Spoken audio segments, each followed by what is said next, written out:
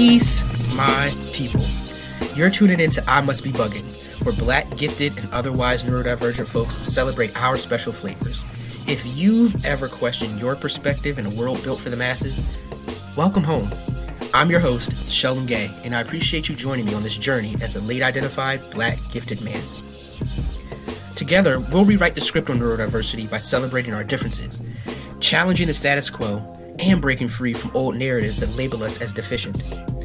In each episode, we'll explore the stories, experiences, and of course the curiosities of Black gifted adults and other neurodivergent people who are underrepresented or unidentified in a world where normal can also mean harmful. So continue with me on this journey of self-discovery, empowerment, and acceptance. I Must Be Bugging is creating safe spaces, sparking conversations, and making sure our voices are heard.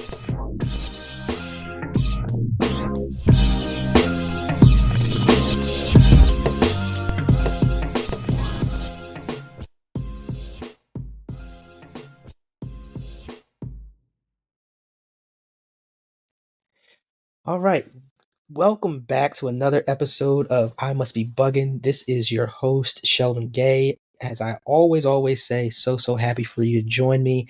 I'm super excited to have Dr. Patty Williams with us today, our guest. We're going to get into who she is, how special and amazing she is, and what she's doing for the gifted and otherwise neurodivergent community. So as a reminder, my name is Sheldon Gay. My pronouns are he, him. I am a almost 42-year-old, couple of weeks, Black man. I have black curly hair, a little tuft of like a goatee, a mustache. I am currently just wearing a white t-shirt, and I have over-ear headphones. And so that is me. Let me tell you first before I let who's trying to jump in with Patty. Let me just share a little bit about Patty and her bio. So, Dr. Patty Williams, MS, MHC, PhD, is a trauma therapist who specializes in EMDR, NDA, DT, and IFS modalities. Through Bright Insight Support Network, she honors the whole person or persons while working to counsel, coach, and advocate for gifted, twice exceptional, otherwise known as 2E, and neurodivergent persons, along with other marginalized populations. Her unique involvement with this community gives her a platform through which Patty writes, presents, and educates others about giftedness, twice exceptionality, neurodiversity, trauma, relationships, parenting, leadership, and developmental psychology. I'm telling you, she's awesome, right? So as a 2E adult, Patty is no stranger to topics impacting gifted 2E and neurodivergent persons. She makes it her personal mission to connect with others authentically. I can definitely attest to that. Outside of her work as a therapist and advocate, Patty teaches undergraduate psychology and similar courses. She is also on the California Brainwaves Neuroscience Advisory Board as a 2E specialist and is a coordinator for Free Mom Hugs Arizona, a group of parents, friends, and allies who support the LGBTQIA+ community. And let me say, one of the reasons why I'm super excited is because we get to talk a little bit about Patty's book. So watch out for Patty's book, Intersection of Intensity, Exploring Giftedness and Trauma, with the pre-sale starting through Gifted Unlimited in 2024, which is but a stone's throw away. So, well, join me in welcoming Patty to the podcast. Hey, Patty, how are you? I am really, really happy that I'm here with you. Thank you. This is going to be a great conversation. We've, had many great conversations, but I'm, you can see it. They can't see it, but I'm genuinely smiling here as I think about what is about to transpire. So, Patty, why don't you, like I said, you can introduce yourself, tell us a little bit about yourself, your work, and whether you identify as neurodivergent. Oh, okay. Oh gosh, I want to jump right into the neurodivergent, but I'll try to be linear. Being linear is not always my strong suit, if that gives you any thought about whether I am neurodivergent, right?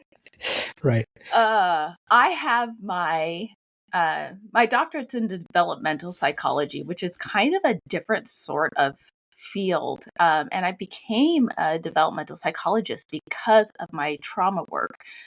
Mm, Um, really, developmental psychology can look at the whole lifespan, but mine specifically is with children and adolescents. And I don't really work with children and adolescents. I work mm, with adults.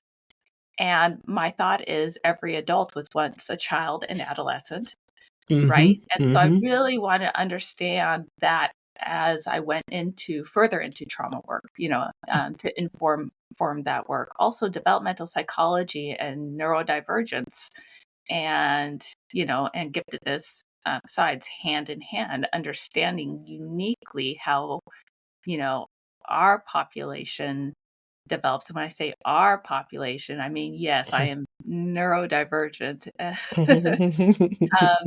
In a lot of different ways. If you want labels, mm-hmm, dyslexia, ADHD, auditory processing disorder, my own boatload of trauma stuff I've worked through in my lifetime, giftedness, and mm-hmm. I'm just kind of kooky sort anyways. So yeah. That's great. No, thank you for sharing that. Mhm. It's been so one talking about the neurodivergent piece. It's Uh-huh. interesting. As I dig further into the community, I find this. Um, it's interesting. I'm becoming much more aware of all the different neurotypes, right? But at the same time, I'm also beginning to see the, I mean, I guess one of the ways of describing it is the overlap, or like, labels are helpful, right? But I don't think they are necessarily absolutes. And Great. not to digress, but there was this Twitter thread that I was kind of chewing on that was someone even talking about um, uh, giftedness potentially falling under the umbrella of autism and how that works. And I was like, Mm. really trying to. I really was really curious about investigating it, which I guess definitively put me in the bucket of gifted, right? Because we're always super curious. We're like, wait, hold on, that's a really cool idea. Like, let me investigate that. Um, so to circle back a little bit, as well, I believe you said before that you were identified early on as gifted. Can you tell us a little bit about kind of that journey? And, again, for me, this experience around neurodiversity or neurodivergence is new. Can you tell us a little bit about how that has, gone for you as you've grown into the, woman that you are now? Yeah. Ooh, and that's an interesting story for me. I was so I'm one of four kids in my family. I'm the Mm, second oldest, two girls, two boys. And uh the oldest sister, my sister is very obviously gifted, bright, read early, all that lovely stuff. And mhm, my my family uh identified me as a bit slow, mm, mm, and I think maybe in comparison, and then pictured my brother very gifted, my other mm. brother quirky, gifted, maybe typical 2E. They had me Mhm, go in to be assessed for special ed, mm, special education support, and remediation. And mm, I went in there, and I actually went in with my brother, and the person who did the testing decided they wanted to test me and see if I was gifted because they saw things. mm. So, and they told my mother, "Actually, Patty's gifted." And Yeah. my mother's like, "Patty's gifted? What? Right. No." There's a Oh, story, right? right, Yeah. yeah, quite a story, and as you can imagine, all the implications as I'm growing up and we're still going, "Patty's gifted?" Because here's the thing, the the dyslexia, Mhm. I was always identified also as lazy.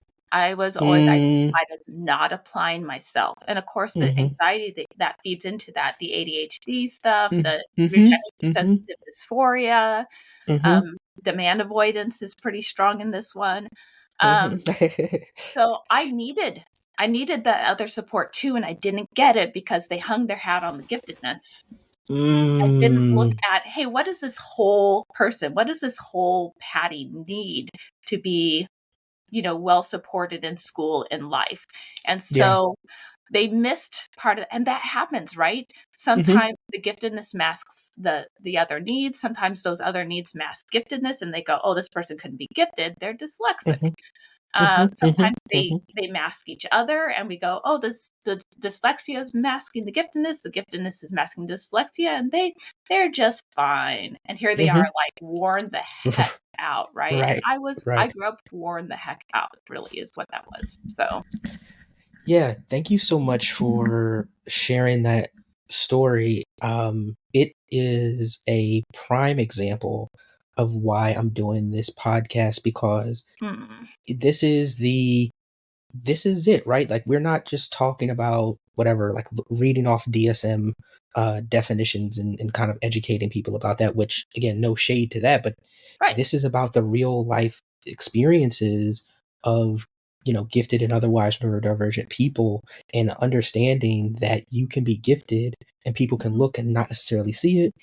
People in your family might not necessarily recognize how that's mhm, showing up. And, I didn't have any siblings at the time to like to directly compare against or whatever, but when that exists, right, that can create even more challenges and tensions and mhm, whatever. But as well, I guess, like I said, the fundamental thing is about, and we'll get to this, right, to talking about then what is giftedness, right, because so many people mhm. have that experience of like, well, you can't be gifted because you're not, whatever, the CEO of, whatever, where's your Nobel Prize, Mr. or Miss Gifted, right? Like where's Right. that at, right? And as well, there's this element where once you get that label, if somebody says, okay, fine, you're gifted, then all of a sudden, a lot of us experience this thing where they say, well, they'll be fine. I don't need to give them anything. I don't need to support them because they'll figure it out, right? Yep. And we're still human beings, right? We still have needs, particularly as children. We still need support, right? And so Mhm. the things that kind of come along with that um, can be challenging. So again, thank you so much for sharing that story. And I guess that's a good segue. And I don't know if you have anything else to share about that. Sure, feel free to, um, or whatever you find right, Well, whatever I you mean, I could feel. talk Yeah. about myself all day if you really want me to. Well, However, I I'm mean, very interested in what you have to say also. yeah, yeah. No, I mean, I guess what I was going to segue to was just saying, like, saying as a segue to talking about, like, well, what kinds of challenges did you face in kind of doing the work that you do? Because I'm sure at Mm, least a part of that was, again, there's this kind of generally accepted idea of what giftedness is, right? And Great. you know, why would they have trauma? They're so smart, like, right? And so, I mean, I'm sure there's other things too, right? So Mhm. tell us a little bit about any challenges that you may have faced in kind of doing the work that you do. Okay. Well, I think it would start with a whole lot of imposter syndrome. Mm, And if anybody's not familiar with what that is, it's basically feeling like you don't have the expertise or you don't belong in the space you inhabit because you're somehow a fraud, mm-hmm, or you haven't actually earned your keep there, or somehow, I don't know, I've done a lot of different jobs in my life where I was very capable of doing them, and there was also always or often this thought that maybe I'm not actually as capable as I feel, or mm-hmm, mm-hmm, people say I am, or I market myself to be. And right. so, and when you have trauma, and also when you're neurodivergent, and the world around you is telling you this is the way you're supposed to be, and that's not how you're showing up, Mm-hmm, you may second guess that, right? You may go, mm-hmm, "Ooh, am I supposed to actually be this way that everybody says, or is my mm-hmm, authentic self okay?" So you mm-hmm, really battle back and forth, and I battled back and forth with, do I belong here? Should I really be the expert in the setting? And I've risen to the risen sounds weird, but anyway, you'll get what I'm no, saying. no. You know what I'm saying. Yeah, I've yeah, I know risen what you're to saying. the position of expert in a lot of settings. Mm-hmm, So first, first of all, by getting, my different degrees, the first one, well, not the first one, but the first really notable one for me was the master's in mental health counseling. And Mm-hmm. so I'm a clinical, I'm a clinician and I'm working as a therapist, and I'm supposed to be this person who knows things about stuff that Right. helps people direct their lives in a positive direction. And should I Mm-hmm. even be here? Right. Right. So Right. battling that as a gifted individual, as a neurodivergent individual, and then if anybody throws any criticism my way, well, that flares up some trauma BS. Mm-hmm. I won't cuss on your podcast. Um, it Parental advisory warning. Go ahead. right. I'll use acronyms. I can do this. It it really can mess with you, right? And we are, as gifted individuals, neurodivergent, we're doing this thing with pattern finding and meaning making constantly in our brains, where we're Mm-hmm. coding Mm-hmm. new information, what Mm-hmm. we already Mm-hmm. know, what's novel, and it's getting in there, and we're taking in this information very rapidly, and all we have to do is a little, like, miswire based on trauma or some social message that fed us some, Mm-hmm. again, BS, um, Mm-hmm. that gets us going the wrong direction, and then you're going into getting a PhD and stuff, and now you're really supposedly an expert in your field. I mean, that's the idea of getting that. Right. You're Right. presenting yourself expert. I'm leading communities. I'm doing Mm-hmm. presentations. I'm writing books.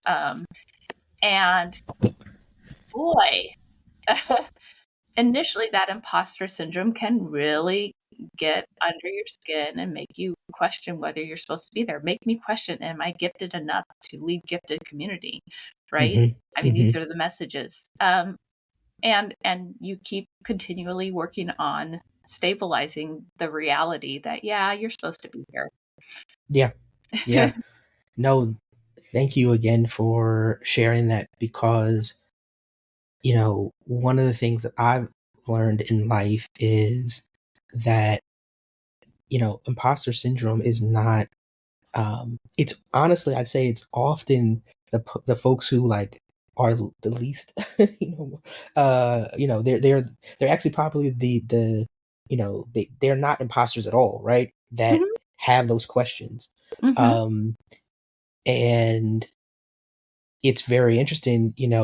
I've said for years, because I remember seeing, like, I think it was like Oprah even talking about, like, when she first um stopped doing her talk show and then tried to start or I guess successfully started um the O Network or whatever. When she was making mhm, that transition, it was a major shift for her, and she talked about, like, being super worried. And mhm, to a average person, you're like, "Wait, you're Oprah, like, you've already done, right, like, everything. What are you like, why would you be worried about whether or not you could do this thing?"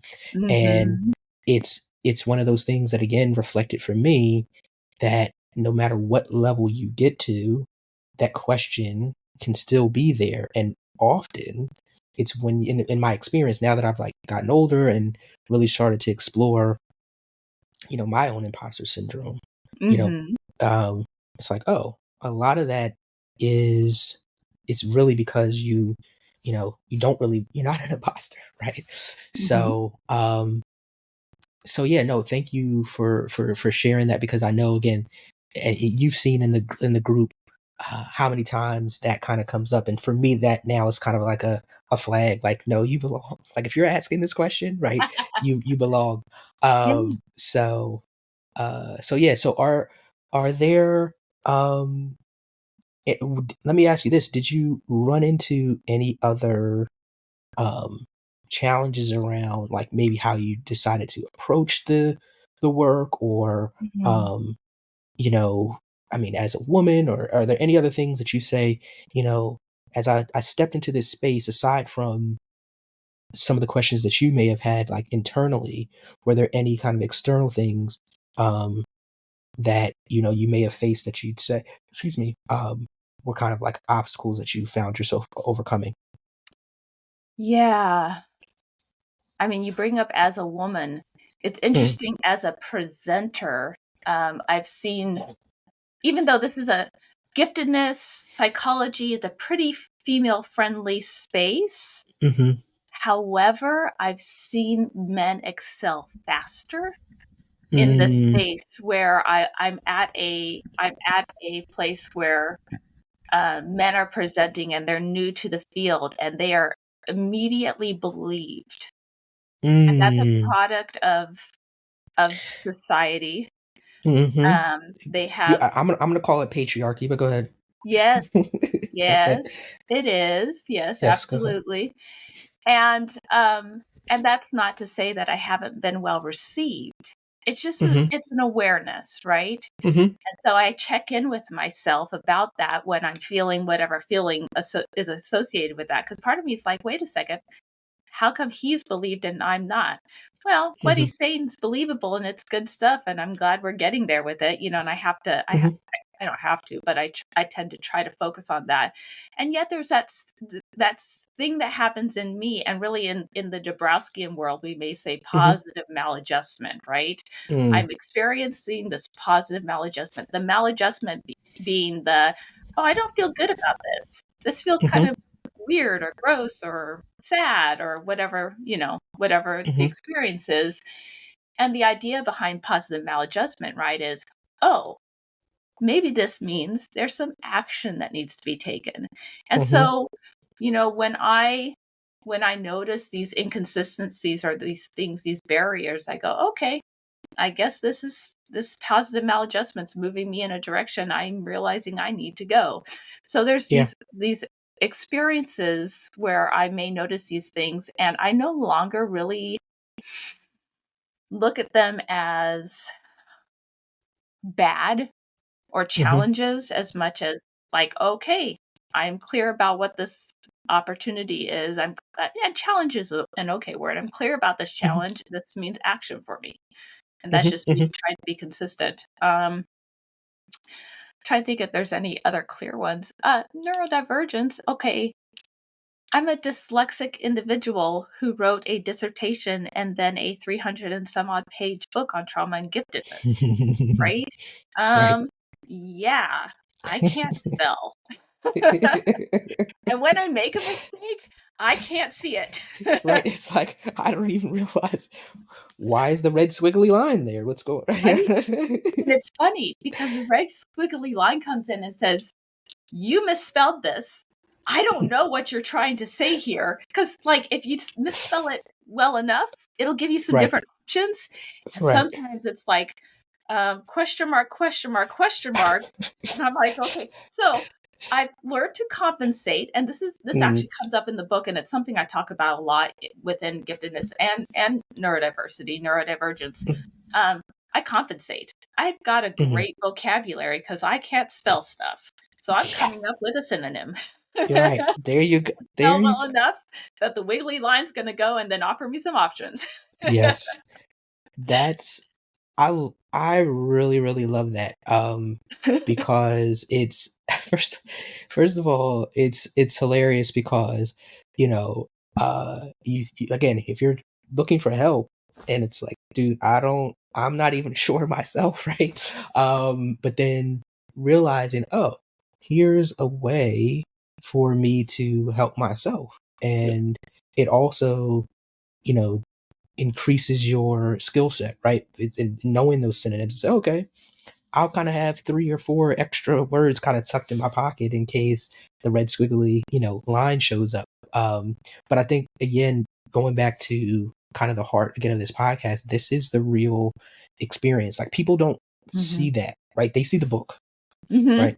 They will see the book, but they won't see what it took to get there, and they won't see kind of the journey behind even convincing yourself that you could get there, right? Yeah. And this is the the thing that brings me most joy in talking about this. So, um, let's kind of go back a little bit and just talk kind of the fundamentals about um, how do you recognize giftedness in others, and what role do asynchronous development and you know twice exceptionality or multi exceptionality play in how we think about gifted people? Uh, so I'm intuitive, right? Hmm. My intuition is my favorite part of me, probably. So Hmm. initially, some of us notice qualities and then our intuition confirms it. I tend to have intuition about things, and then I'm very systematic in how I think also, right? So, and then I confirm that. So a lot of times there's some sort of spark, and you guys can't see this on the podcast, but I'm doing the little air quote thing, right? And Right. smiling, literally big and cheesy. There's a spark. There's something glowy and interesting about this person where I'm going, And really, for me, I initially noticed maybe some depth and complexity. So after that, or during that, or sometimes before it, right, I am noticing this person maybe has some overexcitabilities. And overexcitabilities being like intellectual intensity, emotional intensity, sensual intensity, psychomotor intensity, or did I say imaginational? No, you Yeah. didn't say that yet. Okay, so we have these 5 overexcitabilities, and there's some other stuff, right? There's a tendency towards existential awareness, and this like maybe these other types of depth. So, and that's for those of you who are interested, very Dabrowskian, right? Those 5 overexcitabilities that we've now aligned with giftedness. That we say a lot of gifted individuals seem to have 1 or 2 or all of these. So I'm looking for this intensity. I'm looking for pattern finding and meaning making, which you will hear me say a whole lot of, because I've noticed that the way gifted individuals code information is qualitatively different. And when I say code information, I mean mentally code.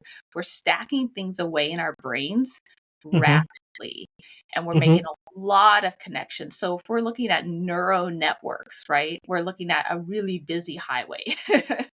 And so coding that stuff away for recall later lends to this other part, which helps a lot of people identify their own giftedness. And that's you've heard me talk about it before, the 1 to 2 repetitions. So gifted individuals tend to take on new, novel information, interesting to them. Sometimes, okay, if it's not interesting to them, this may not fit, and be aware of that.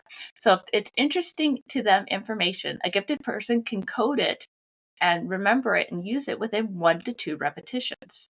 And a neurotypical individual, and of course I'm generalizing, okay? Right. I'm generalizing. This is not always the case. However, in general, a neurotypical person will take in information and learn and code new information in 6 to 10 repetitions, right? And when I'm talking to people, sometimes they're going, oh yeah, 1 to 2 repetitions, sometimes 3 if it's really complicated. And I'm like, so that's not normal.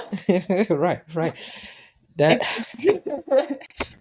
So, and then Right. they're applying it. They're like, well, I don't know if I do that. And then they start engaging with the world. I have a dear friend. I won't say her name because I don't know if she wants me to.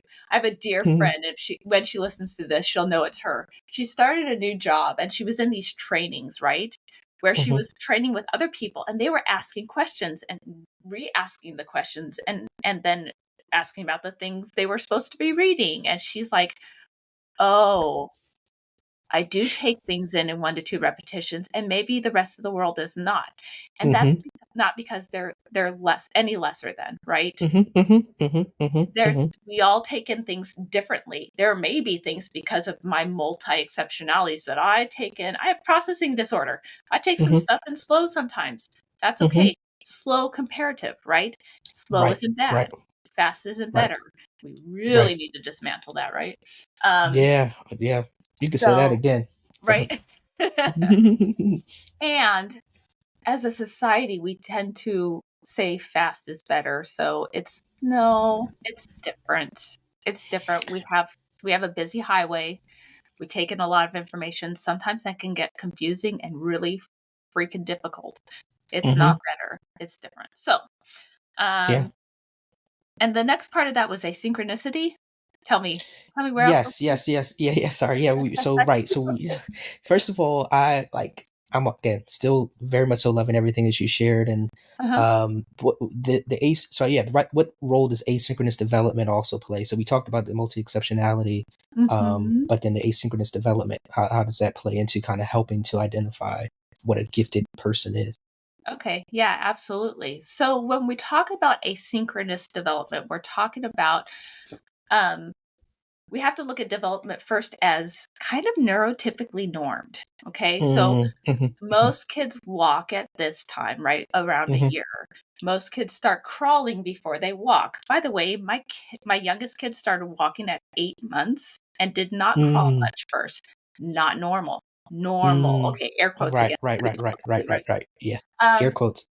and then we also have the kids that can't tie their shoes, right? And Mm-hmm. us as parents were like, "Oh my gosh, they can't tie their shoes. They're Mm-hmm. 11. They can't tie Mm-hmm. their shoes." However, they started doing advanced calculus at 7 years old. Right, Okay, so right, when that right. same kid seems to have these strengths in one area and these, okay, more air quotes, Yeah. deficits in another, we say Mm-hmm. their development is asynchronous, right? Mm-hmm. It's not super balanced in relation to the neuromajority. Now, I bring up Yes. neuromajority here and what's neuronormed because Loving I've it. started not liking the word asynchronous. Mm. And this may be a School me. surprise School to me. you. Yeah, Yeah. because I've No, not no, no. talked about this. No, yeah, yeah. No, no. Now, okay. Super interested. Please go. Okay, okay. So here's the thing. Asynchronous development has helped us identify neuro neurodivergent and gifted persons because we're going, ooh, this is different. This is not Mm-hmm. typical. This is not normal, right? That this person Mm-hmm. can do calculus and can't tie their shoes because the assumption is they can do calculus. They're really smart. And then we Mm-hmm. Mm-hmm. make the mistake of, oh no, they can't tie their shoes. What's wrong Yep. with There you go. them? Mm-hmm. Mm-hmm. Mm-hmm. Well, dang it. Okay, first of all, not a dang thing. Nothing's wrong with them. Mm-hmm. And just because their development trajectory or their development at the time does not match up with what is typical, does Mm-hmm. not mean there's something wrong. Mm-hmm. And this Mm-hmm. is now share that with the entirety of the neurodiversity movement, and that's the message we're trying to share. And we Right. start misteaching that message in our physician's offices when Mm-hmm. we're doing our well baby checks. Oh, Mm-hmm. they're at the Mm-hmm. Mm-hmm. ninth percentile. Where do we get those percentages? Yeah. You get Yeah. what I'm saying? Oh, yep. I'm hoping everybody's like really dialed in on that because that's a super non-trivial um statement, Yeah, right? And you know how we, especially again, this is something that's starting early, right. right? And things that are not questioned about how something is being framed. Yeah. And then we go through the rest of life, like not questioning it, but it's still something that is lingering, even in the unconscious like mind, right? Mhm. Um, so yeah, no, I mean, you and I had a conversation about me encountering majority, sorry, Mhm. and loving that as a term, but we hadn't had this conversation about um, asynchronous development. So now I'm going to have to start considering how I dismantle that. But yeah, Right. no, I'm with you. Yeah. Of course you are, because you get this stuff, Yeah. Sheldon. You get it. And it's eye-opening where we go, "Oh my gosh, Hmm. we're indoctrinating ourselves from the get-go when our babies aren't even babbling yet." Hmm. And we go, Hmm. "Oh no, 40% is better than 20% Right. because 100% is majority." Right. Dang, dang. Yeah. Yeah, no, one of the other things that I wanted to highlight that you spoke to that really resonates as well is, you know, it's something I was kind of commenting on earlier, which is a lot of times we think of things in this like very linear, like binary standard, right? So like if you Right. say something's faster, well, that means something that must be the good, right? And slower must mean the bad, right? But it's like, no, if we kind of can see and expand beyond that, Mhm. there are times when moving fast is better, right? Maybe we only have whatever a minute to get somewhere or whatever, Mhm, right? Like faster mhm. is better, but there may be times where right haste makes waste or whatever, right? Like there's Right. certainly it's just how do we see the behavior and not the not pathologizing or putting you know uh judgments on what those things Value are. judgments. Valued judgments, Yes. thank you. Right. that's the real that's the real lesson, and I'm so glad that you pointed that out, because I'll say, for me, Mm-hmm. one of the challenges in my journey to accepting, or like being able to publicly state that I'm gifted, is around this thing of my mind moves faster. There's nothing I can do about that, right? Like, that's just, it moves faster compared to, right, the obviously people, right, you all know I'm not I'm kind of doing it now, right? Which is like, I'm trying not to sound like I think that I'm better, Right. right? And that's exactly it. It's like, well, I'm not, that's not what I'm saying. I'm just, speaking to a fact that, like you said, if a lot of things that I encounter, it takes, whatever, a couple of repetitions before I kind of like, okay, I get it. Mm-hmm. Um, and if you say that, a lot of times, going back to what you talked about, like, since we've been little, people have kind of been indoctrinated to think someone who's faster than me, someone's taller than me, someone who's whatever, right, than me, Mm-hmm. that means that I have to reflect on myself to say that I'm lesser than, or whatever. And it's like, oh no, maybe that person's just taller, and Right. that's it, right? Like, they're just taller, um, Yeah. and that's it. So, Measurable. That's right, exactly, measurable. And it's exactly, not a value judgment. So if we exactly. stop, we really need to pay attention to where we're placing those value judgments, right? Hmm. And I do Hmm. trauma work, and it's so easy to say, oh, this behavior or this experience is good, and this behavior and this experience is bad. I've Hmm. just about stripped good and bad from my vocabulary at this point, Mm, because I may say, oh, you stubbed your toe. I bet that hurt. that's Instead that's of, it. oh, that's bad. That's bad. Hmm. That hurt. Okay. Well, we can do something about hurt. We can't always do Right. something about bad. We can do something about hurt. And I didn't just explain to you what your experience is supposed to be. Yeah.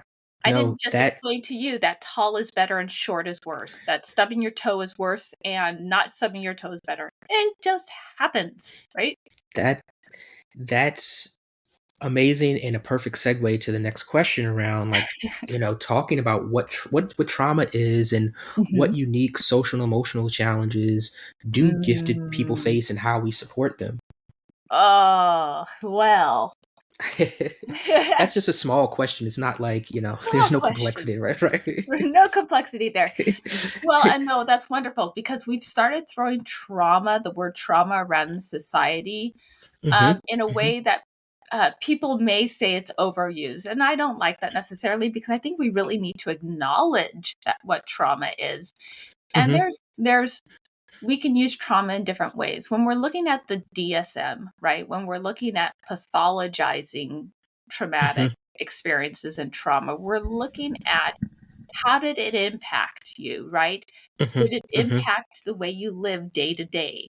Are you Hmm. having reactions to triggers that are Hmm. causing you to not behave in a way you want? So it's, Yeah. when we're taking a pathological lens with that, we're going, oh, that were you threatened in a way? And really, the DSM says, really, your life, right? Hmm. Something about your life was threatened, your safety. Hmm. Maybe not your actual life or death life, but maybe the way you live. Hmm. Um, Trauma in other circles, the concept of trauma is expanding, really, to include anything that affects the way you function in a very real, um, let me back up, your Hmm. sense of identity. If Hmm. Hmm. who you are and how you present in the world has changed quantitatively, qualitatively, by something that's happened, we need to look at that and go, is that trauma? Hmm. So trauma is going to potentially change your developmental trajectory. So stubbing your toe, breaking, let's say you even break it when you stub your toe, that can be a bodily trauma. However, it may not be a super traumatic experience if you're able to fix your toe and move forward, right? Hmm. So really, it's also personal. Now, did that a person stub their toe and it bring up all this stuff from their past that made them think that maybe they won't be able to walk anymore? That may be more of a traumatic experience for them. So really, there's also a personal relationship with trauma. How does it impact you overall? I don't know if I'm really answering your question. And No, yeah, no, you're giving. I think this is a really important, um, insight, because I think so. When let me just say this: when mhm, I think with a lot of words, particularly words like trauma, there's kind of maybe it's a denotative and a connotative kind of element to it, right? mhm, But I think as well there are, what it reminds me, to be quite frank, is it reminds me of stuff like in engineering, where there were terms that if you use that term in an engineering scenario, it mhm, means like trauma in an engineering scenario would mean just like excuse me, let's say a steel bar mhm. striking a piece of wood. It the It wood might be disrupts the fine, system right? or the Exactly, system. exactly. Mhm, Exactly right. That's exactly it, right? And so in an engineering scenario, like, I know what that means, and it has a certain, um, like I said, this has a certain meaning behind it. Using it outside of that context, a lot of people might hear that word and have a different reaction. Whereas me, I'm like, oh, okay, that just means it disrupted the system, right? mhm, And I think it's really important for us to talk about it in this way and to help people to understand that, you know, a a more clinical perspective may have certain contexts that come with that, mhm, as opposed to how we're more broadly speaking about it. And as you said, I think it's super, super important for us to have this discussion, because eh, what I will say, and I think that you kind of alluded to it earlier, which is that there are some times where people just kind of like misuse or overuse the word, right? Where it's like it's not really what the intent, right, is, of the word trauma. But I think, again, fundamentally, being able to use that word more broadly, because I know what it also just reminds me of is just there are times when people wake up, they go to a therapist, right? mhm, And they're asking them about whatever traumatic experiences, and they're like, well, I don't have any traumatic experiences. My mom or dad just left me home by myself for whatever long. They're like, mhm, that yep. Wait, did you just say that you like saw your mom once, for 15 minutes a week? And you say, yeah, yeah, yeah. That's, it's like, you don't, mhm, and we're here talking about abandonment issues, right? You don't think mhm. there was trauma in that, right? And they're like, oh, well, I guess that was traumatic, right? Yes. And And now we that's know it's where, serious. exactly. And Mhm, so I just think that, again, that's why I just said I think everything that you said is super important. I think that everybody will kind of grasp that. And mhm, um so yeah, I mean, and I guess there are some social and emotional challenges mhm. that we face that folks may not be aware of, and more importantly, like, trying to understand how we support, uh how we can support each other. Yeah. Well, and then there's that extra level of understanding, right? When we go to Hmm. support each other, um, whether it's a gifted person supporting a gifted person, Hmm. neurodivergent to neurodivergent, Hmm. neurotypical to neurodivergent. I mean, it helps if we all understand how our brains are different, because the Hmm. assumption always looking at another person is that maybe their brain works like mine and they think like I do. And we really need to be aware that that bias is understandable and it is a bias. It's inaccurate. Hmm. So Hmm. Hmm. really, with this book, especially, and a lot of the work I do at looking at giftedness and trauma, is understanding, hey, trauma is this big thing. Yes, you being abandoned as a child is traumatic. No, it's big. And gifted people and others may compare their trauma and go, oh, well, this person was abandoned and they don't seem to react to it like I do. Hmm. What's Hmm. wrong with Hmm. me? Well, Hmm. nothing. Your brain's different. Everyone's brain's different, right? Hmm. Um, Hmm. Gifted individuals. So when we're talking about trauma and specifically looking at gifted individuals with depth, complexity, potentially overexcitabilities, and this rapid coding process, this pattern finding and meaning making, what happens is we're maybe learning in 1 to 2 repetitions. Okay, let me use the example, a common trauma, a car accident. Let's say somebody gets in a gifted person gets in a car accident, and there's squealing tires, breaking glass, burnt rubber, maybe a fire, there's sirens, there's pain maybe from an injury. And so all these things are happening. The typical stuff, right? This could happen to anyone in a car accident. And here's somebody with a psychomotor overexcitability who feels things intensely, maybe is talking rapidly, maybe is not talking at all because they're blunting because they're so scared. Maybe you're mixing in some emotional overexcitability where the intensity of the emotion attached to this is causing this intense coding to happen. So plus you're pattern finding and meaning making all the while. Oh, maybe this means I'm unsafe. Maybe this means that driving's unsafe. Maybe this means, oh, and I'm thinking intensely about the other person in the other car because I noticed in patterns in my life before that I need to also consider that this other person over here might be in danger. There's all these different pieces that layer in more, I'm going to say more intensely, more rapidly for a gifted individual. And so the intensity of the experience, and I'm not saying it's worse experience or anything like that, it's just the intensity is different. So, and sometimes we look at gifted people in society and go, why are they overreacting to something so small? Why are they, you're overthinking this. Have you heard that one before? Don't overthink it, Sheldon. Just do it. Well, we think a lot, maybe, or we experience a lot, or we feel deeply about these things. And so it gets coded that way, right? And if we have existing trauma already, let's say this person's been in a car accident before, or what if it was a teenager who's driving, who's imagining they're going to go home now to a parent who is irate, right? And all this layers in. So it's a differing experience, right? So Yeah.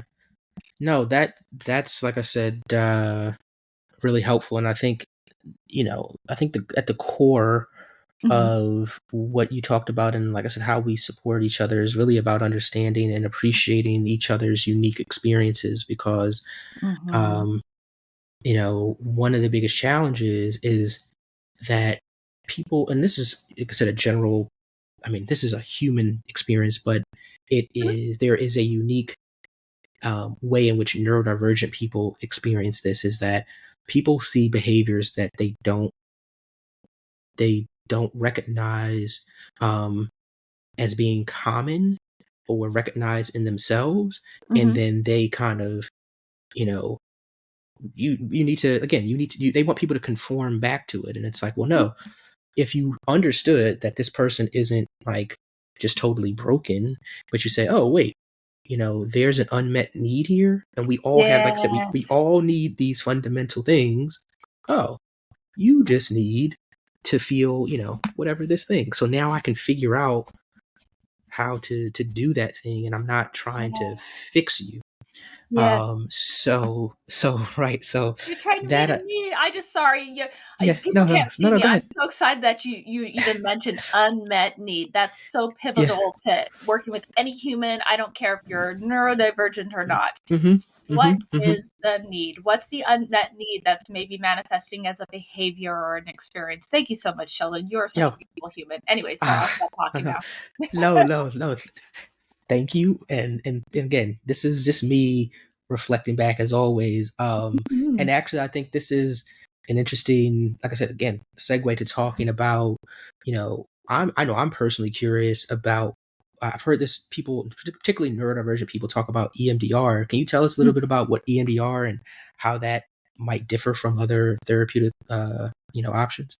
Oh, yeah. Oh, yeah, here's another one I could talk about all day. I'll try not to. I know. So EMDR, a lot of people have heard the acronym. It's a therapy modality. It's called eye movement desensitization and reprocessing. If you've seen it in the movies at all, it's a lot of times you'll see a light bar with a light that goes back and forth on it. And the idea, I'll go simple first and then I'll back up and explain it a little bit better, is a client sits in front of this light bar or something that involves some bilateral stimulation. So stimulation that goes from left to right, rhythmically. Sits in front of maybe this light bar and watches a light while they process through traumatic or difficult situations. And basically, while they're doing this, there's something that's called dual attention. So there's the bilateral stimulation, the back and forth, and then that engages in this dual attention process, where not only are they watching this light and engaging with this bilateral stimulation, they're also going into memory stores. And what happens when that bilateral stimulation is taking place and that dual attention is taking place is it frees up the brain to go places it didn't go before. So when we're experiencing something traumatic in our mind, a lot of times it keeps going back to the same spot. And so I'm thinking about how, I was harmed at some point in my life, and I'm going back and I'm remembering it the same, and I have the same images and I have the same thoughts and negative cognitions, and I'm holding it in my body the same. I don't know if any of you have heard of The Body Keeps the Score, but there's a lot of really great books out there now and information now where we know that the body holds trauma. We hold it in ways that are somatic in nature, right? So we're feeling it in our body, maybe always in our stomach, maybe always clenching our jaw, picturing the same pictures and bringing out the cognitions. Let's say you were harmed when you were 4 years old and you have a memory of 4-year-old you. Well, people are like, well, that was a long time ago. I know better now. Well, maybe. But a 4-year-old who thinks I messed up becomes a 5-year-old who tells himself I messed up. Becomes a 6-year-old who also says, oh gosh, I mess up. Who eventually becomes a 42-year-old who says, damn it, dang it, I messed up again. Why do I always mess up? And so these messages and this feeling in our stomach and this imagery follows forward.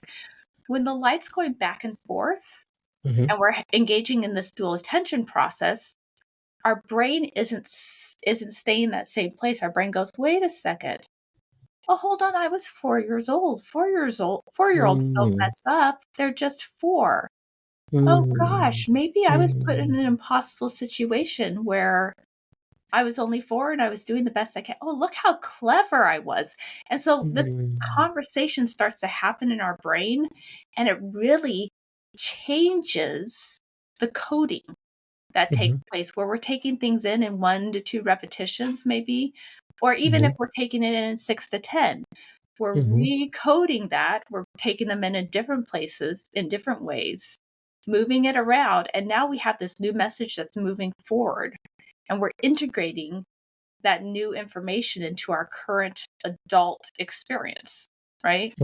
And so when you're talking about gifted people who take in information in 1 to 2 repetitions, sometimes they can move through EMDR really fast because they recode quickly. They can also code difficulty quickly. However, right. There's the flip side, right? There's the flip side. However, if we're doing the work, I mean, tell me, when you put your mind to something, are you usually pretty good at it? Yeah. No, that's I thank you. This is exactly why I wanted to ask this question. And I know that I'll tell you, like, again, diving into the ND community, I have met so many people who have had challenges with traditional therapy. Yes. For a number of different reasons. And there are, so many who are looking for different modalities, or just like, people want help, but a lot of these traditional methods don't necessarily work for them. And some of that may be speed as well, because I know, there's a friend of mine who, they talk about and I'll even speak for myself. Like there have been times, this is again particularly before I had any idea that I was gifted. Mhm. You know, you go into a therapy session, and it can feel like, why are we still like we're still here? Like you feel like you're you're guiding me, and I feel like you're holding me up, right? Right. And um and Uh-huh. I hear that one a that's lot. exactly. And I'm like, okay, so and I think too that there are ways in which if again, you work with a gifted population, or at least if you recognize that this person in front of you is gifted, you Mhm. can try things that otherwise, you know, may have different challenges of being effective, if that makes sense, right? Mhm. And so I'm always, eager to hear about and to share with others these other options, because it can feel like, well, I've been to whatever 5, 6 therapists, and none of them have been good for me. Maybe therapy's just not for me. And then if you hear Yeah. about stuff, you say, oh, wait a second, maybe that might work for me. Let me try that, because Mhm. um, fundamentally, right, like people are still looking for the help, but they're just not sure that it exists or where to go and find it. So, Yeah. thank you for sharing that. Mhm. Can I throw in 2 other Yeah, things for yeah, yeah, people yeah. Go ahead. who are Yeah, go listening? ahead. For our ND community, internal Hmm. family systems has a lot of people really like internal family systems. And then also when I say ND affirmative uh, DT, it's neurodiversity affirmative dialectic behavior therapy. However, I focus less on the behavioral aspect of it because we've seen that not be as friendly for neurodivergent individuals because it's based Hmm. on norms. But Hmm. dialectic therapy. Or a very neurodiversity affirmative dialectic behavior therapist might be a great thing for neurodiversity for a neurodivergent person. So yeah. Yeah. And sorry, since we're here, do you want to just like quickly talk about what those, what those entail, Sure. so that somebody might, yeah, go ahead. Um, internal family systems, very briefly, is just it's parts work, right? We're identifying different parts of our whole person Hmm. and we're integrating them and looking at how they function within us. Okay. Hmm. So it's even labeling that those parts can be helpful. Oh, the inner child, right? Hmm. The manager, the firefighter, there's a lot of different, I tend to like giving them unique titles. Internal family systems a lot of times has like standing titles that they give a lot of parts, but I think a lot of IFS therapists go, oh, what does that part feel like to you? Right. Hmm. And Hmm. so, and of course, I love the inner child work probably, or you have an inner feisty teenager, don't you? And just really what happens Right. when we personify those parts, we can interact with them and we can Mm. understand them, right? We can, Hmm. we Hmm. can encapsulate them into a being. Um, Yeah. so that's what that is. And then the DBT, dialectic behavior therapy, Marsha Lineman came up with that to work with people initially with borderline personality disorder. And it's Mm. been identified as effective for a lot of different things. Well, if you look at borderline personality disorder, you look at some of these other, you know, DSM diagnoses, you're also looking at a different kind of brain. You're looking at Hmm. somebody who is neurodivergent and often really stigmatized, right? And so Hmm. she built this program around a stigmatized population that thinks differently. Well, it's Hmm. not only for people with borderline, particularly not anymore. However, it was set up to be a bit more neurodiversity affirmative. And Hmm. so now some of it feels kind of gross to some neurodivergent individuals. So Hmm. if you have a therapist who's aware of what about that doesn't feel good, like it uses a Hmm. lot of acronyms, and some of the acronyms in DBT are way Hmm. too flippin' long. I'm If you work with me, I'm not using something with an acronym with more than 4 letters, ideally. You're right. Maybe 5 if it's a really good acronym, right? Yeah, You're right. Yeah, don't throw an acronym at me and expect me to follow along with it. Anyway, and that's Right. nothing against DBT. DBT is wonderful, and it's wonderful for a lot of populations. Ultimately, with any modality, you want a therapist who understands that different brains work differently. Yeah. Period. Right. Period. Yeah. No, that's exactly, that's a really good point. And thank you for sharing those. Hopefully, again, if somebody is looking for, alternative options, one of those kind of Mhm. rings true. And like I said, just that part about, there are some therapists, like, again, not to talk anymore about kind of my experience, but Uh-huh. it just reminds me, again, I can clearly see that there were therapists who had no idea what they were looking at. And Yeah. so a lot of things was like, conform. Like, why aren't you just like fitting into this box? And it's like, well, this is not helping me. Like, I don't belong in that box. I don't, Mhm. this is, not everybody is going to like that way you're talking about it, or that, you know, method or tactic or whatever. It's not going to work for everybody. It's not that people are being, resistant per se. Like, Mhm. you got to be able to recognize what's resistance and what's like, this isn't really fit this person, right? And their Yes, wiring. and resistance is a Uh, bad word.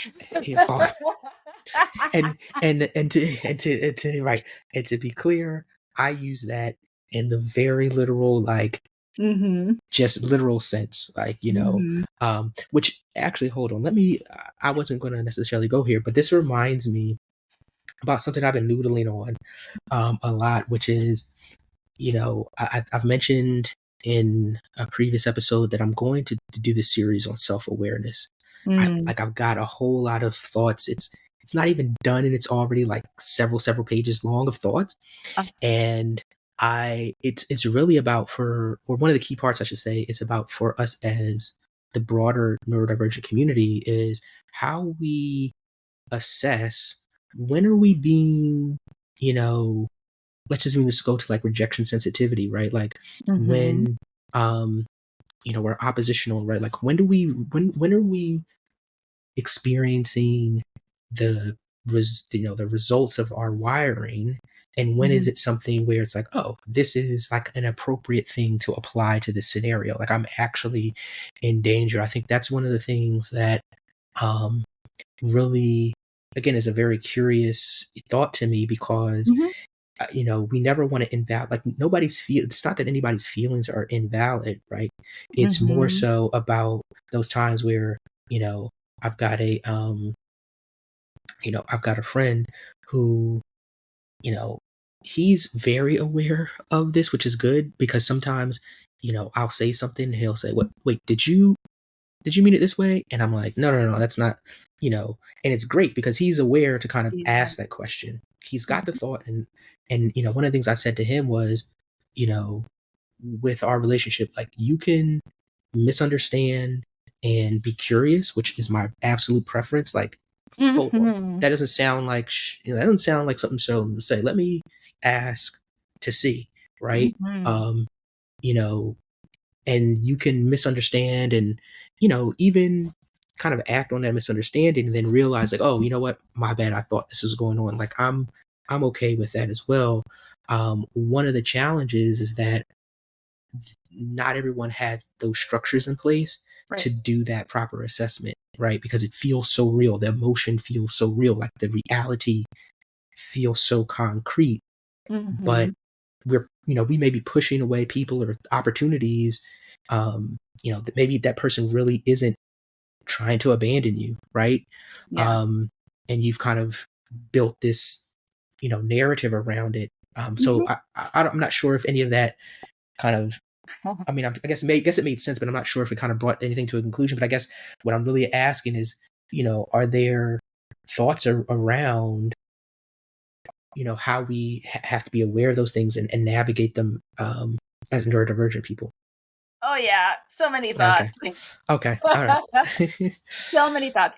And I'll do this briefly. I Yeah. don't know if you're familiar with my identity development theory with the gears, if you've seen that. I'm not. I don't think I've seen that yet. Oh, okay. I'll send that to you later. Yes, However, please. yeah, basically, there's 5 stages in identity development. Mm-hmm. The first is what just is. The Mm-hmm. second is what happened. Mm-hmm. The third is what I did. Mm-hmm. The fourth is who I am. Mm-hmm. And the fifth is what I do. Okay. And it's really the first 4 that are part of identity development. And then the what I do, the 5th gear, kind of reinforces it. And not everybody goes into that one, into the 5th Mm-hmm. gear.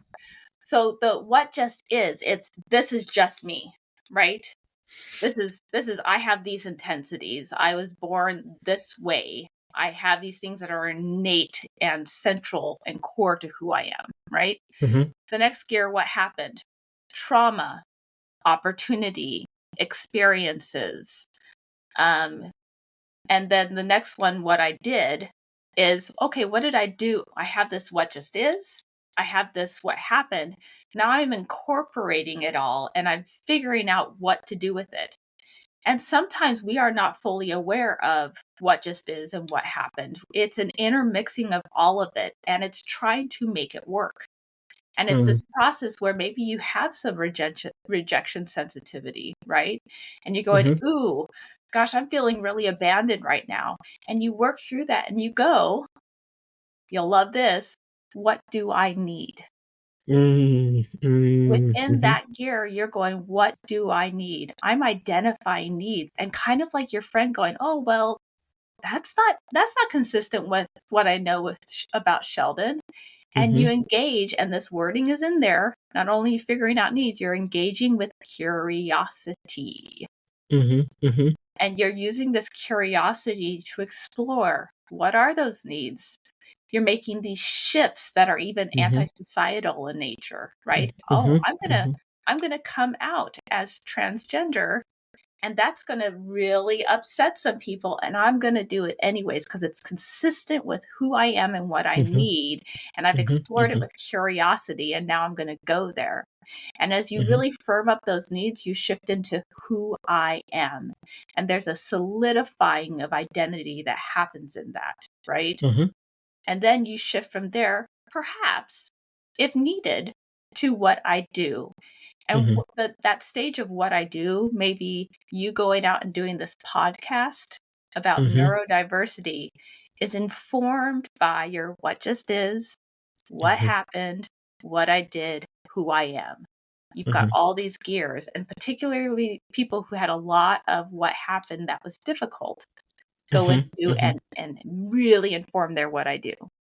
Mm-hmm. Mm-hmm. And so Yeah. all of that feeds in. Does that make sense?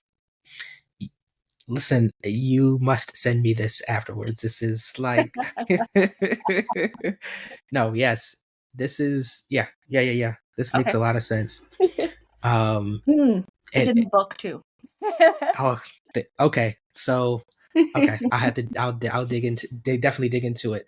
Um, One of the things that you said that it also reminded me about was it's just kind of just like a joke. It's a joke, but it's real, right? Was one of the things Mhm. I told him. My friend that I was referencing earlier, I was like, take a post-it and put Sheldon's not a.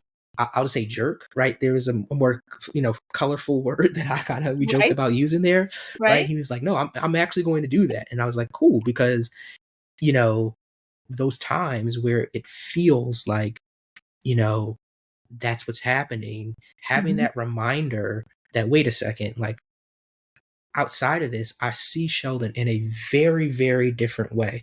And there's plenty mhm. of evidence for that. Let me put this thing here and say, oop, I'm feeling this thing. Let me check in rather than, you know, lean into, what I'm seeing and feeling or whatever. Good. So Yeah. that has, you know, again, for me, I know that I don't necessarily have post-its, but there are certainly times where I'm like, that doesn't appear to be this person, or that seems kind of counter to what Mhm. I assume about this thing. Let me check in and make sure that I'm, you know, not misunderstanding. And honestly, it's saved a lot of different conversations. One of the things I've been happiest with is the conversations that have been saved because I've just checked in, and I just reminded me too. I just wrote this thing yesterday where I just said, the healthiest of boundaries involve checking in before checking out, right? Oh, That yeah. yeah, yeah. So that's my little nugget. And because I got a Patty like smile, I'm going to move on, because that means that I won. So um so Mm, talk a little bit, Patty, as we kind of round out. mhm. Tell us a little bit about the Bloomers group, and your vision for that group. Okay. So Bloomers is a Facebook group. Mm-hmm. And I'll give a really quick explanation of why it even exists. So Bright Insight Support Network, my organization, we do these things called table talks. So the Bright Insight Table Talks are a monthly gathering of gifted, neurodivergent, twice exceptional persons um, who talk about topics that impact them. Mm-hmm. All sorts of stuff: overexcitability, um, trauma, Dabrowski. So we go into all sorts of topics. And this group wanted to get together more often. And I'm like, I am one Patty and I am spread thin enough already. If you Mm-hmm. guys want to get together and do more groups, go for it, right? And Mm-hmm. they're like, how about a Facebook group? And I'm, oh, well, I mean, I guess I could do that. I could start a Facebook group for people to get together. And Mm-hmm. and Bloomers was born from that. Mm. With the name coming from really the tall poppies analogy, where Mm-hmm. a field of very evenly sized poppies, a tall poppy might really stand out. And if a gardener is trying to keep all the Mm-hmm. poppies even, they're going to cut that tall poppy, right? Right. And Right. so, and also the idea that as gifted adults, we continue to bloom, we Mm-hmm. continue to develop. Mm-hmm. So it's Bloomers, gifted, and twice exceptional adults. It's really welcome to all people, because I don't think a person needs to identify them as gifted to go explore it, right? And Mm-hmm. some people are Mm-hmm. like, oh, I don't actually have a gifted identification. I'm like, cool, come hang out. Right. If Right. if you don't want to be here and it's boring, you'll Right. figure that out. If you're Yeah. like Pretty quickly. Right. into the craziness that ensues, this might be your jam. These might Right. be your people, right? Right. Right. So yeah, and it's grown. It's almost at 700 people at this point. It's been around for a few Mm-hmm. years now. Really slow and steady at first, and then we brought some folks in. You Yeah. being one of those folks that have just helped it bloom that much more, Mm-hmm. right? So Mm-hmm. Mm-hmm. yeah, it's Yeah. neat. My vision for bloomers: Mm-hmm. a whole lot of mirroring, a whole lot of safety for Mm-hmm. a community, a population that sometimes hasn't felt safe. Yeah. Yeah. So it's been in the link to the group has been in the show notes for a while. I mean, at least like the second or third episode. So when Yeah. you all go into the show notes, please come join us. Again, it my joining the group was absolutely pivotal in my, you know, not just discovery, but really like the affirming of who I was. Like I said, I came into the group and I'm like, I don't know if I'm going to belong here. Mm. And it was, yeah, it was like, oh wait, no, this is definitely my people. And meeting folks like you, Patty, like again, when you talk about mirroring, we come from very different worlds per se, right? We've Mhm. got our own different journeys, but when there's that resonance very quickly, Mhm. that's when it's like, okay, yeah, like I definitely have found something special here. So I invite folks to come through. Um, even if you're, whatever gifted questioning, I guess is a funny way of saying it, right? Oh, come through, check us out. I promise that, again, like Patty said, like if you get in there and you realize this is just not my jam, like no one will, you know, beg you to stay or like berate you about that. And if you do, what often happens is that people come in and they question whether or not they belong, and then the warmth of the group, the the joy, just the uniqueness of the group, it just pulls them in. So definitely come and join us. And again, that's very much due to Patty's vision, and the way that Patty leads. I think I've said this to you before, Patty, but if not, let me just say it here on the mic. Like, again, the way that you lead is a powerful, a thoughtful, a just a much needed, uh, just set of values that people don't get. A lot of these different Facebook groups, people are very much so about themselves and, just promoting themselves. And, they use it as a kind of a outlet for the power that they seek. That is not how you lead. And the care, the sincerity with which you protect, the community from, you know, uh, rabble rousers or whatever, right? And with which you just again welcome people in to make sure that they feel supported and mirrored. Like it's exceptional. So I just wanted to, for posterity, say that on the mic. Thank you. That Yeah. is meaningful. That was super Yes. meaningful to me coming from you, Sean. Thank Yeah. Thank you. So just like I said, starting to round things out. What we talked a little bit about, um, you know, some of the ways in which we can be misunderstood, but let's maybe do, one or two more things that you'd say that are often misunderstood about gifted or multi-exceptional people that you just wish people kind of knew or just, accepted.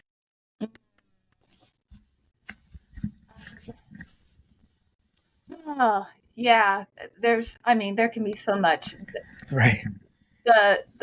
It's really about neurodiversity and neurodivergence in general, Mm-hmm, mm-hmm, and any sort of outlier status marginalization. And it's mm-hmm, really about checking your bias reduction. In what mm-hmm, way can I seek out to understand that? And I'm just going to say this bluntly, I'm not the center of the universe. So, mm-hmm, you know, how can I understand that my experience is unique to me and any other person's is unique to them? Do I care to learn about them and allow them to be expert of their own experience, right? mm-hmm, mm-hmm, mm-hmm, And how can I do that? And it's really figuring out how we reduce bias in every sphere. Um, mm-hmm, because that bias, the generalizations about giftedness, twice exceptionality, neurodivergence, any of that is what really produces harm. mm-hmm, mm-hmm, mm-hmm, And so, I've said it with autism, with giftedness, with anything. If you know one autistic individual, you know one autistic individual, right? If right, you know one right, gifted person, you know one gifted person. absolutely.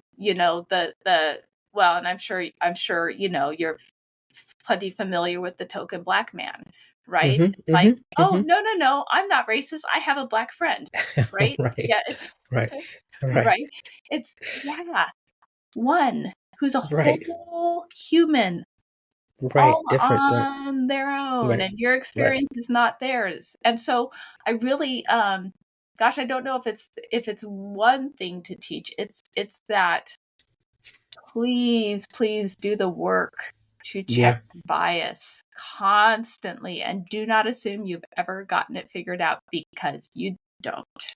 yeah. That it just, well, I was going to say, I'll just say it. What that just reminded me of, Patty, is it is one thing, but it's all things, and it reminded me of, it's kind of like in the Bible where they ask Jesus to say, they try to trip him up, like, what are all, what's the most important commandment? And Jesus is like, got you covered, right? And it's like, love your neighbor as yourself. And it's like, oh, wait a second. You've just told me all of them at once, right? If I do this, I do them all. And it's like, no, that's exactly it. So, Uh-huh. um, thank you for saying that, because like I said, I 100% agree. Like, if people were more open to different experiences and being curious about why is this, not only what's happening with this individual, but Mhm. also the mirror being held up to them to say, well, why is it that this is like irritating me, or why is it so confusing to me? Right? Yes. That's the like the power in there. And when you can kind of work through that, that's when Mhm. experiences change. Mhm. Okay. So the last question that I'll ask is, what are, maybe two lessons, or if you want to kind of bring them down to one again, do the magic and bring them down to one. What is two or lessons that you got out of writing the book? Ooh, yeah.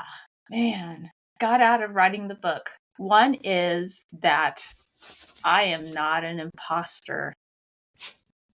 I'm not going to clap because it'll be too loud on this mic, but I know, and just I clap imagine for me. the No, you're fine. You're fine. But Yeah. no, I'm applauding that. No, go ahead. Yeah, Yeah. no, I clap. You've probably seen me clap so much. I'm Yeah. kind of a 9-year-old. So, I I wrote this book so quickly because I've been presenting on trauma and giftedness for years, Mhm, and it begged to be written, mhm, and I had so much content, and it all just came out, spilled out. My publisher said, "This was begging to be written, wasn't it?" And I mhm, said, mhm, "Oh, yeah, yeah, mhm, it was."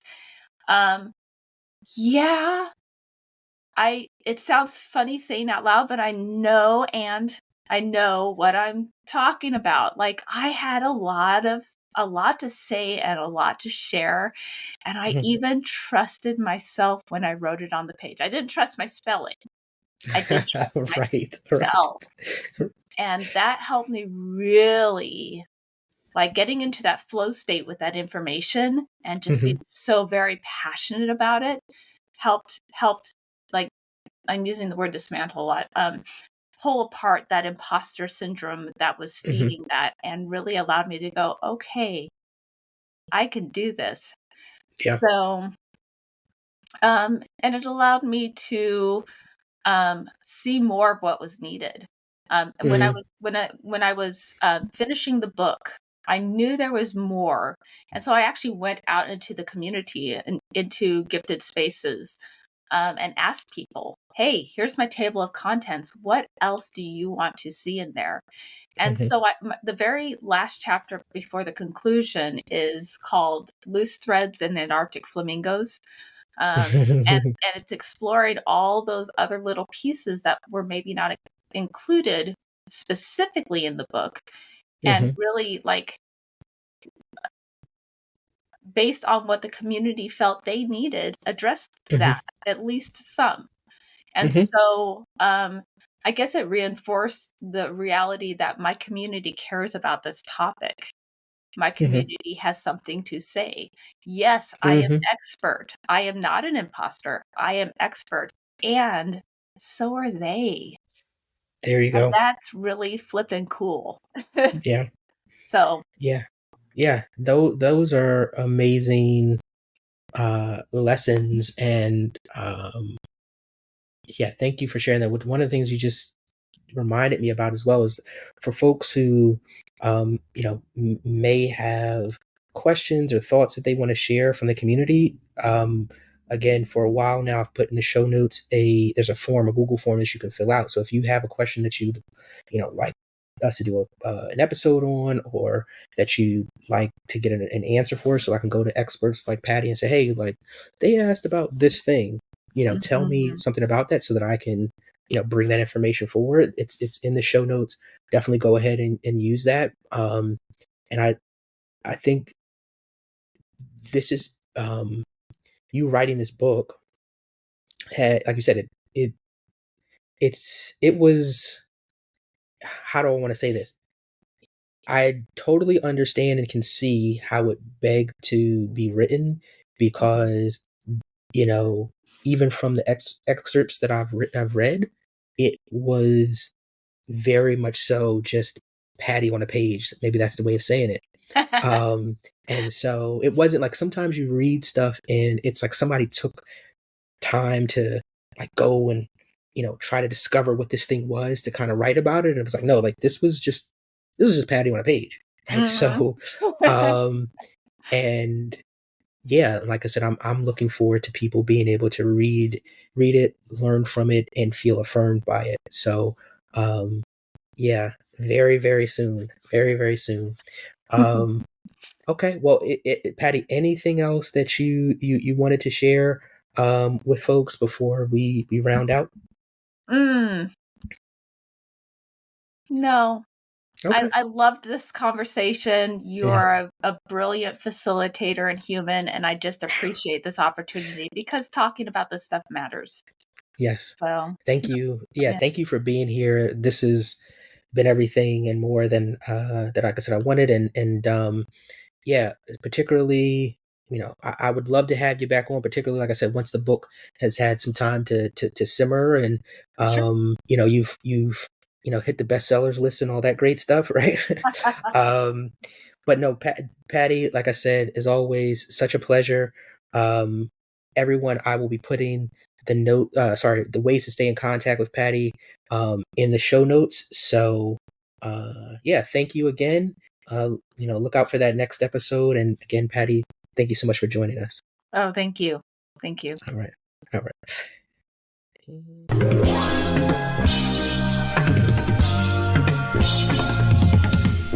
Thank you for joining me for another episode of I Must Be Bugged. I hope you've learned something, became curious, and most importantly, felt affirmed by what you heard. Remember, this podcast is all about sharing compassionate narratives about who we are and how we contribute to the beautiful and necessary diversity of humanity. This is our place to unmask and just be. Don't forget to connect with me on IG at I Must Be Buggin', where I'm eager to see you share your thoughts, your experiences, and your stories. And if you've enjoyed today's episode, please share it with a friend. Leave a review and subscribe. It helps others who are eager for community find our people. So thank you again for being a part of the I Must Be Buggin' community. I can't wait for the next episode. Until then, stay up and enjoy who you were meant to be. And remember, you're not bugging, you're brilliant.